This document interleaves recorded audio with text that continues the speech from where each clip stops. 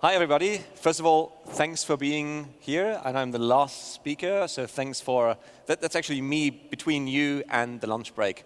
So thank you so much for being there. Quickly about me, physicist, spent 10 years in academia, built microscopes, was lucky enough to be published in Science and Nature, not smart enough to stay in academia, then went to Fraunhofer, did a lot of useless inventions and some useful. And one of the useful ones I'm going to tell you about, and it's all about temperature. It's all about what I call thermal intelligence. So thermal intelligence is the ability to translate temperature data into useful insights across sectors. And with temperature, the key variable to control the water cycle, the energy cycle, and the carbon cycle, I hope I'll be able to inspire you a little bit on what can be done with temperature data and what actually is done with temperature data in the upcoming years. So let's imagine water, for example. In Germany, we will have to increase in the next decade irrigation by about a factor of 10, just to keep production levels at where they are today in agriculture. If you would be in the UAE, you would be running out of groundwater in the next 5 years.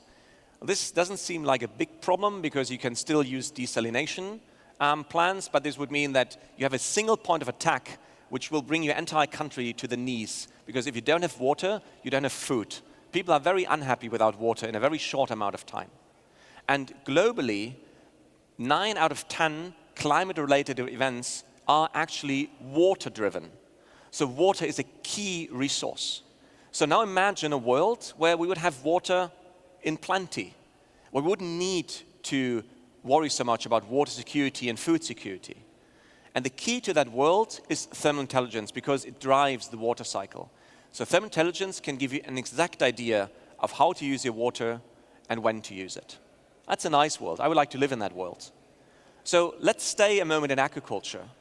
We already know today that the agriculture system we have today is not fit for purpose to feed 8 or even 10 billion people. It's simply not made for that. And there are lots of reasons.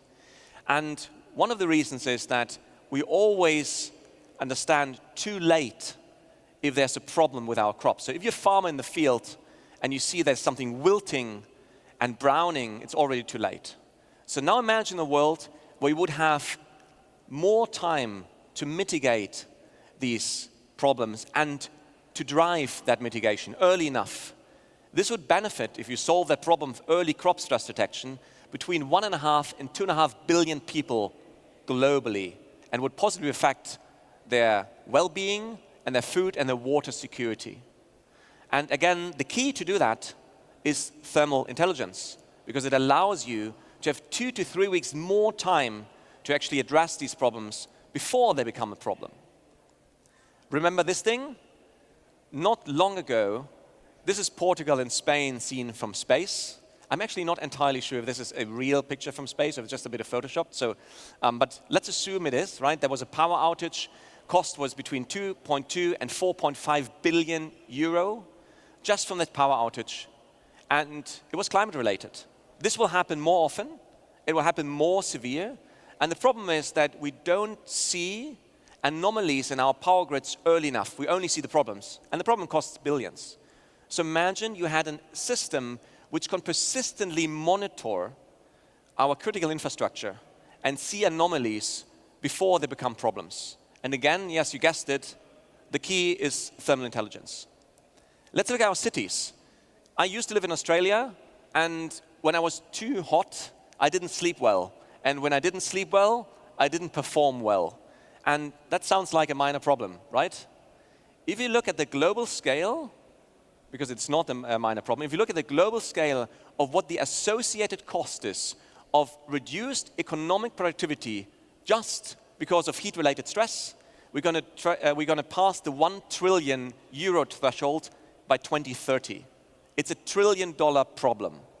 So now imagine we could look at cities, every city in the globe, and really pinpoint where the problem areas are and drive localized, very targeted mitigation.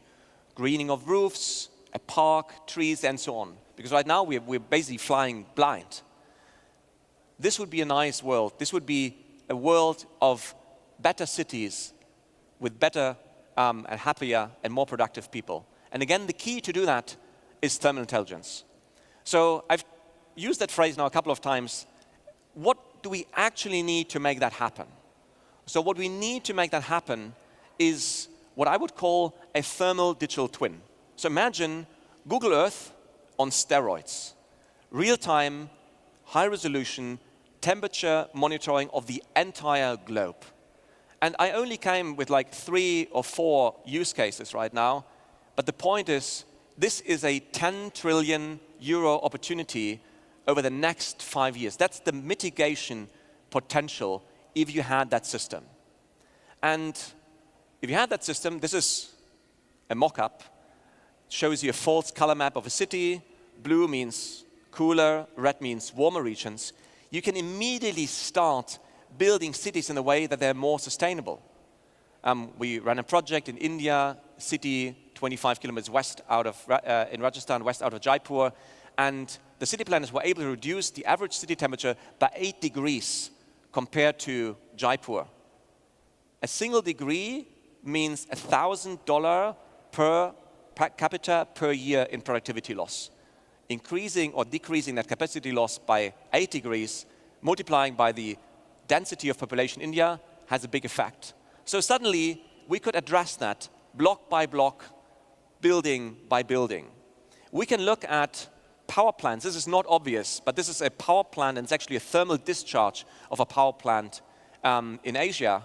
And you can see these thermal discharges before they become a problem. We can suddenly spot supply chain risks, right? This is hops harvest. So everybody who drinks beer, and I'm currently living in Munich, so beer is a big thing there. Probably here not so much, nobody knows about it, but beer is a national drink in Germany. And if we could make the supply chain more resilient just by thermal data, this is how it could look like.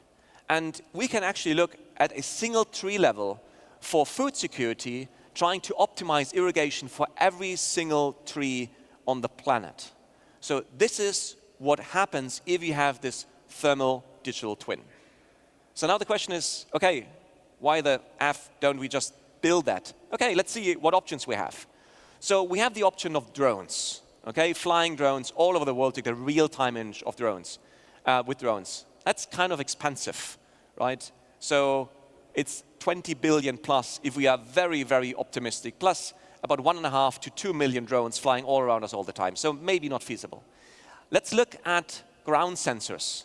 It's probably cost of around 50 billion, and the problem is they're hyper-localized, so not easy to compare in between, and they're not really doing well when it comes to comparing one measurement to the next. So maybe also not the solution.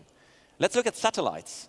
Well, there you have global scalability, but if you do the math, usually we don't have that many satellites. You probably need a couple of thousands of them to make that happen. Plus, current satellites don't support thermal imagery. So I'm not going to go through the drones.